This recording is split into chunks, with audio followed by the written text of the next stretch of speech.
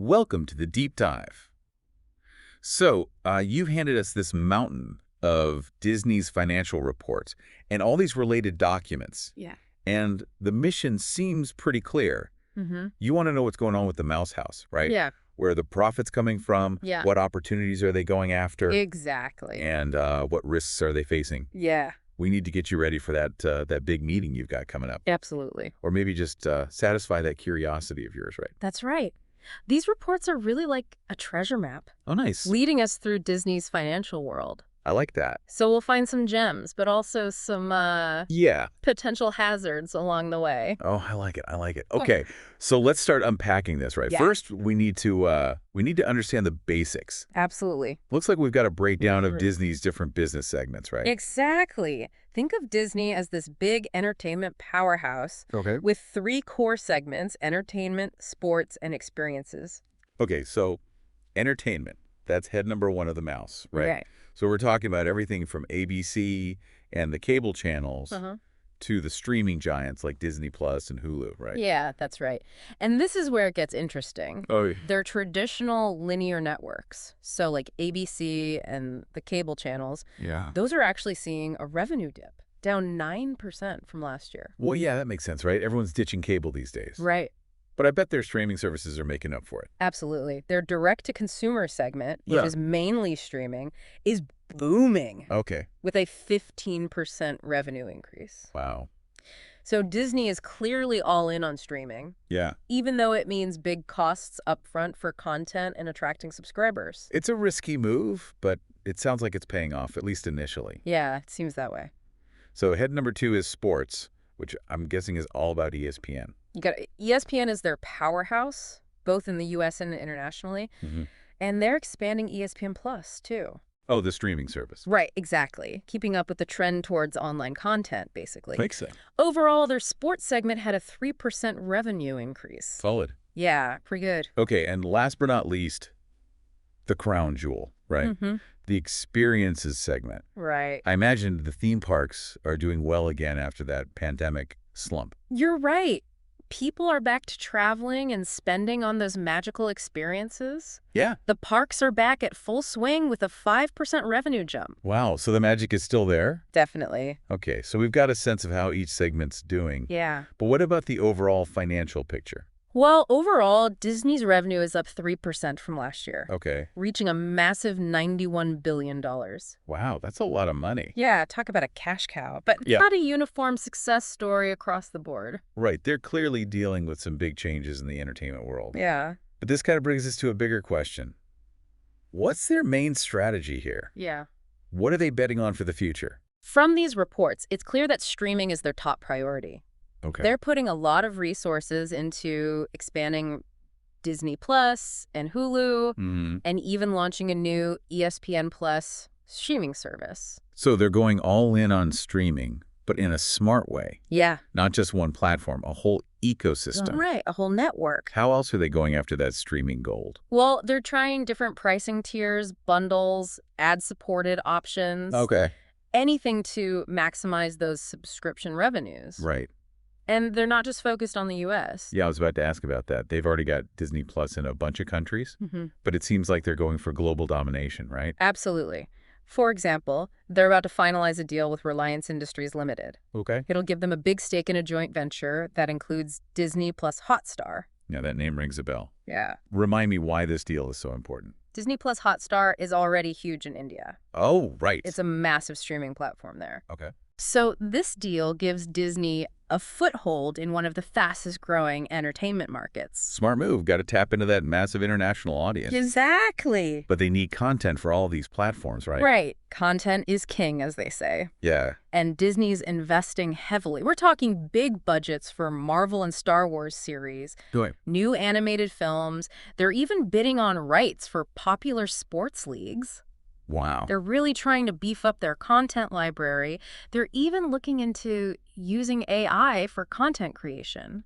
AI writing scripts for Star Wars. Now, that's interesting. I'm not sure how I feel about that, but I'm definitely curious to see where it goes. Yeah, it'll be interesting to see. But let's be realistic for a second. We've talked about the good stuff. Right. What about the potential problems? What could go wrong? Well, Disney does face some significant risks. Of course. One of the biggest is the fierce competition in streaming. Yeah, it's a crowded market out there. It is Netflix, Amazon, Apple. Everyone's fighting for those subscribers. Right. How can Disney stand out and avoid getting lost in the crowd? They need to consistently deliver must-see content. Subscribers have a lot of choices. Yeah. So Disney needs to keep them hooked with those big-budget blockbusters. And the addictive series everyone's talking about. Pressure's on. What else should we be looking out for? Economic uncertainty is another big one. Inflation, potential recessions, currency fluctuations, all of that can affect consumer spending. All right, if people start tightening their belts, Yeah. they might cut back on things like streaming subscriptions. Exactly. Or those expensive trips to Disney World. Right. That's a double whammy for them. Exactly. And we can't forget about the geopolitical challenges. Right. Especially with their international ventures. Yeah. Political risks, trade disputes, even social unrest. All of that can disrupt their operations and affect their bottom line. It's like a global chess game. It really is. They're making big moves, but they need to be strategic to navigate this complex world. And then there's all those legal battles and regulatory hurdles they're dealing with. Yeah, we see mentions of lawsuits and regulatory challenges in the reports, especially around content distribution and intellectual property rights. So it's never a dull moment for Disney? Definitely not. And one more risk that stands out to me, Yeah. those sky-high content costs. Oh, absolutely. They're pouring billions into producing and acquiring content. Yeah. But there's no guarantee those investments will pay off. Right, the streaming world is full of expensive flops. It is. It's a high-risk, high-reward strategy. It definitely is. Now, I'm curious to dig deeper into those costs. Okay. These reports must have some details about how they're managing those massive expenses. Yeah, they do. Let's take a look at how they break down those costs and what it means for their overall financial picture.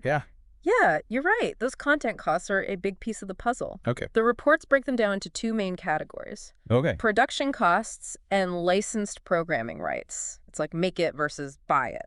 Okay, that makes sense. So production costs would be everything that goes into creating their own content, like those Marvel series or the Pixar films. Exactly. We're talking script development, casting, filming, special effects, post-production. Yeah. It's a massive undertaking, especially for those big-budget movies. Right. And then licensed programming rights would cover the content they buy from other studios or production companies. That's right. Things like NFL games on ESPN or those classic films they have on their streaming platforms. Getting those rights can be super expensive, especially for the popular stuff. So they're basically spending billions to build this huge content library. Yeah. But what happens to those costs on their balance sheet? Do they just vanish after the content is released? Not at all. This is where it gets a little technical, but it's important to understand they actually capitalize those content costs and then amortize them over time. Hold on. Could you break that down for me? Sure. What does it mean to capitalize and amortize these costs? Okay, so capitalizing an expense means treating it like an asset on the balance sheet. Not just an immediate expense. It reflects the fact that the content will make money for years. Right. And amortization is basically spreading out that asset's cost over its estimated useful life. So they're spreading out the cost of the content over the time they expect it to make them money. Exactly. Makes sense. Okay. But how do they decide how long that useful life is? Right. That must be tough to predict how long a movie or show will stay popular. Yeah, you're right. It's a complex process with a lot of estimations and judgment calls.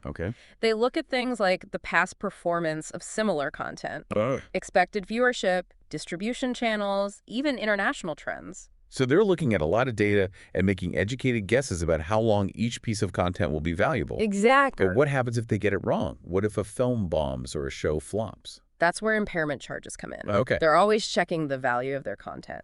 And if they think an asset's carrying amount is more than its future cash flows, they have to recognize an impairment charge. So basically, they take a write-down because the investment didn't work out as planned? Exactly. And we see some big impairment charges in these reports. Especially for their film and TV library. For example, this fiscal year, they had $187 million in impairment charges for produced content. And last year, they took a $2 billion hit for produced content and another $257 million for licensed programming rights. Wow, that's a lot of money. It really shows how risky the entertainment business is. It does. Content creation is a gamble, and not everything's going to be a hit. Right. And that's where the competition we talked about gets even more important. If they're Exactly. spending billions on content and a lot of it isn't making money, that puts pressure on their profits. Absolutely. They need those big wins to offset the inevitable flops. For sure. But let's shift gears a bit. We talked about that international expansion opportunity, Yeah. specifically the Disney Plus Hotstar deal in India. What could you tell me about the financial side of that?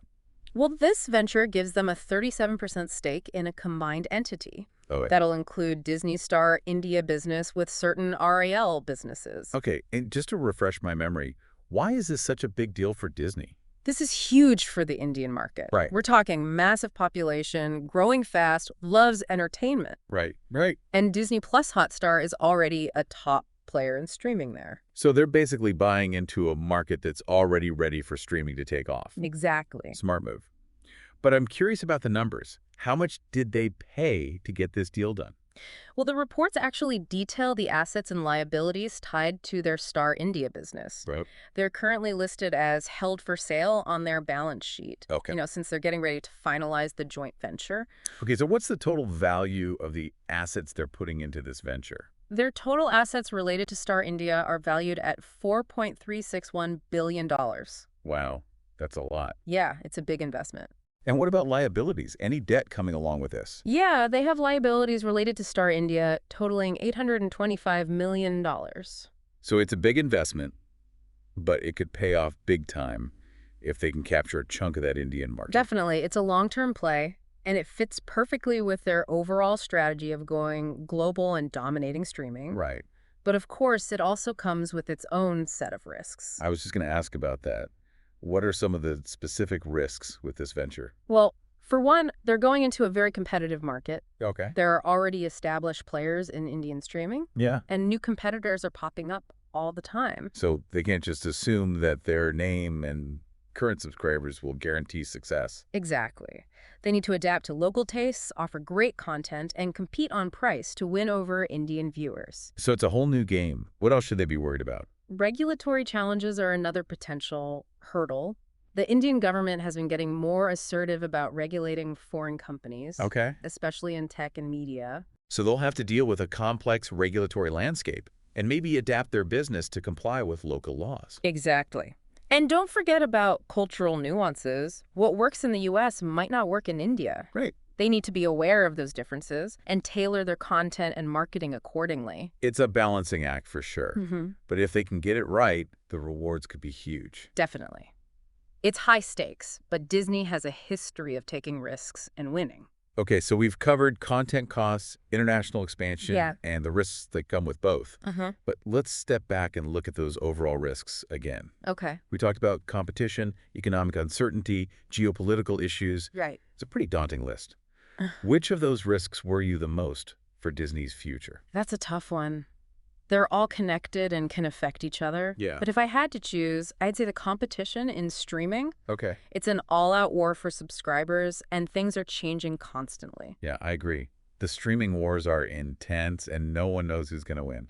And Disney is up against some of the biggest and most innovative companies out there. Exactly. Companies like Netflix and Amazon have a big head start in terms of subscribers and content. Yeah. And they're willing to spend billions to stay ahead. So Disney really needs to stick it up. What are some of the challenges they're facing in this streaming battle? Well, one is standing out with so many streaming services. It's tough to be different. They need to offer something unique and exciting that sets them apart. Right. They can't just rely on their name and those classic films. They need new, original content that people can't find anywhere else. Exactly. And they need to be smart about pricing and bundling. Yeah. People care about price, and they have a lot of choices. Right. Disney needs to find that balance between affordability and making a profit. So it's a delicate balance. Yeah. It sounds like they're trying different pricing models, though. Yep, they are. What else are they doing to compete? They're also focusing on technology and user experience. Their platforms need to be smooth, easy to use, and engaging to keep people coming back. So it's not just about the content anymore. It's about the whole experience. Right. And they need to be data-driven. They need to use analytics to understand what viewers are watching, what they enjoy, and what they want more of. That data can help them make better decisions about content and tailor their offerings to different audiences. So it's about content, pricing, technology, and using data to make decisions. Mm, It's a lot to handle. it is. Hmm. And it's only going to get harder as the streaming world keeps changing. Speaking of change, we talked about economic uncertainty as a big risk. Mm-hmm. How could that affect Disney, both in the short term and the long term? Well, in the short term, if the economy slows down, Yeah. people might spend less. Right. And that could affect everything from theme park attendance to merchandise sales to streaming subscriptions. So it's a triple threat to their income. Exactly. And in the long term, economic uncertainty could make it harder for them to invest in growth, Right. like new content or expanding theme parks. They might have to cut back and make tough decisions about where to put their money. Right. If they're facing financial constraints, they might have to scale back some of their plans. Exactly. And economic uncertainty can also affect how much it costs them to borrow money. Okay. If interest rates go up or credit markets tighten, Yeah. it might be more expensive for them to borrow, which could limit their options. So it's a complex risk that can impact their operations and finances in a lot of ways. Absolutely. And it's a risk they can't control, which makes it even scarier. Okay, so competition and economic uncertainty are two big risks on their radar. Yeah. We also mentioned geopolitical challenges, especially with their international plans. Right. Can you give me some specific examples of how global events could affect their business? Sure. Imagine political instability in a key market that could disrupt their operations. Things like closing theme parks temporarily. Yeah. Or having trouble filming new content. So they're vulnerable to things they can't control. Exactly. Yeah. Trade disputes or tariffs could make it more expensive to do business in some countries, affecting their profits. They also have to be aware of censorship laws and content restrictions, which could limit their creativity or even prevent them from operating in those markets. It's a tricky situation. It is. And then there are reputational risks with working in certain countries. Right. They have to be careful about who they partner with and where they invest to avoid getting associated with controversial governments or practices. It's a lot to think about. They need to balance their growth goals with ethical responsibilities and the reputation. Absolutely. Yeah. This is where strong leadership and clear values are really important. All right, so we've covered competition, economic uncertainty, Yeah. geopolitical challenges, and content costs. It sounds like they're facing a perfect storm of risks. It does seem that way. But are they doing anything specific to try to reduce these risks? They are. They have a solid risk management system. Okay. And these reports highlight some of their strategies. Okay, I'm listening. What are they doing to protect themselves from these threats? One key strategy is diversification. They're not putting all their eggs in one basket. They're spreading their risk across different parts of the business, different regions, and different income streams. So if one part of the business takes a hit, the others can help soften the blow. Exactly. And they're also actively hedging their exposure to certain risks, like currency swings or changes in commodity prices. Okay. They use financial tools and strategies to lock in prices or exchange rates. So they're trying to be proactive, looking ahead to potential problems, and minimizing their impact. Exactly. They're not just hoping things will work out. They're preparing for the worst case scenario. And as we discussed earlier, they have a strong financial safety net if things do go wrong. Absolutely. They've got a good credit rating, plenty of cash reserves, manageable debt, and strong cash flow. Right. These financial strengths give them the flexibility to change their plans, get through a downturn, or take advantage of new opportunities as they come up. So they have options if they need to change course. Exactly. Yeah. And let's not forget about their brand recognition and intellectual property. They own a ton of beloved characters, stories, and franchises, Right. which are valuable assets in any economy. So even if they hit some bumps in the road, they have a solid foundation to rebuild on. Exactly. They've been through ups and downs before, and they've always come out stronger. All right, so they're not unbeatable, but they're prepared for the challenges ahead. I'd say so. They're a resilient company with a history of getting through tough times. Oh, but before we wrap up this deep dive, I want to touch on one more thing. Okay. The future of entertainment. Right? We talked about streaming and the move away from traditional media. Yeah. But what about those new technologies that could change the whole industry? Ah, yes, the crystal ball question. Exactly. What's next for Disney and entertainment in general? Yeah. That's a whole other deep dive. Right. But we can definitely get some clues from these reports and connect them to those bigger trends. Okay, I'm intrigued. What are some of those new technologies that could shake things up? Well, we've already seen how artificial intelligence can be used to create content. Right. We talked about how Disney is using AI to help write scripts and do other things in production. Exactly. But AI can do so much more than that. Yeah. Imagine AI-powered recommendations that suggest content based on your individual preferences. So, Or AI-generated special effects that create these amazing, realistic virtual worlds. it sounds like sci-fi, but it's becoming more and more real every day. It is. And then there's the metaverse, Yeah. this persistent virtual world where people can interact, Yeah. play games, even go to virtual concerts or theme park experiences. So Disney could create virtual versions of their theme parks Yeah, or whole worlds based on their popular movies and shows. exactly. And these virtual experiences could bring in new money and attract new audiences. It's amazing to think about the possibilities.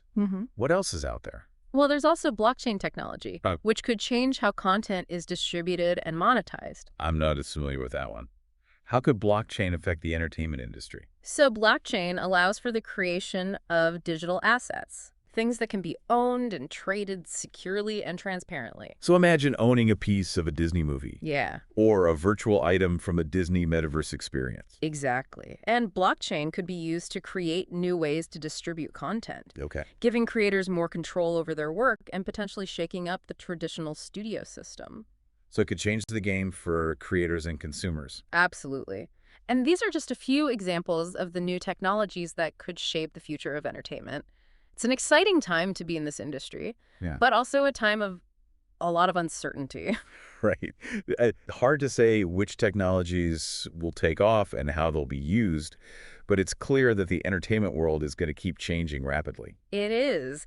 And Disney, with its history of innovation and adaptation, is in a good position to handle these changes and keep entertaining people for years to come. I hope so. I'm There's- not ready to give up on those magical experiences. But we've covered a lot today, from their financial performance to their strategies to those exciting glimpses into the future of entertainment. Yeah, we So as we wrap up this deep dive, what are your final thoughts? What's the key takeaway for our listener? I think the main thing to remember is that Disney is a company in transition. Okay. They're dealing with a rapidly changing entertainment world, embracing new technologies, and expanding globally. Right. They face big risks, but they also have the resources, the brand recognition, and the creative talent to adapt and succeed. So it's a company with a rich history, a strong present, and a future full of possibilities. Exactly. It'll be interesting to see how they continue to evolve and entertain us in the years to come. It really does feel like we're watching a major turning point for the whole entertainment industry. Yeah, I agree. It's like watching tectonic plates shift, streaming, international growth, all these new technologies. It's Right. reshaping everything. And Disney's right in the middle of it all, trying to stay ahead of the curve. They're definitely not just sitting back and watching. They're making big moves, taking risks, and changing their strategies to stay competitive. It's like they're always evolving, always trying to predict what's next and get ready for it. Exactly. They're not just reacting to change, they're trying to be the ones driving it. But with all this change and uncertainty, there's got to be risk. Yeah, of course. We've talked about the competition, the economic headwinds, the geopolitical challenges, those massive content costs. It's a lot to handle. It is. But, they've got a good track record of dealing with tough situations and coming out on top. Yeah. They've been through recessions, changes in the industry, technological disruptions, Right. and they've always managed to adapt and keep growing. That's good to hear. But what are they doing specifically to manage all these risks? Well, like we said before, diversification is key. Go. They're not putting all their eggs in one basket. They're spreading the risk across different parts of the business, different regions, different revenue streams. So if one part of the business struggles, the others can pick up the slack. Exactly. And they're also actively hedging against certain risks, like currency fluctuations or changes in commodity prices. Okay. They're using financial tools and strategies to lock in prices or exchange rates, so they minimize potential losses. It sounds like they're taking a smart approach to managing risk, Yeah. thinking ahead and trying to minimize any potential damage. Exactly. They're not just crossing their fingers and hoping for the best.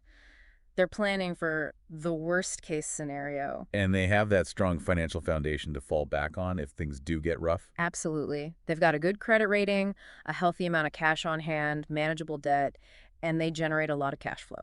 Right. All of that gives them the flexibility to adjust their plans, weather a storm, or jump on new opportunities. Exactly. And don't forget about their brand recognition and intellectual property. Yeah, that's true. They've got so many iconic characters and stories. Right.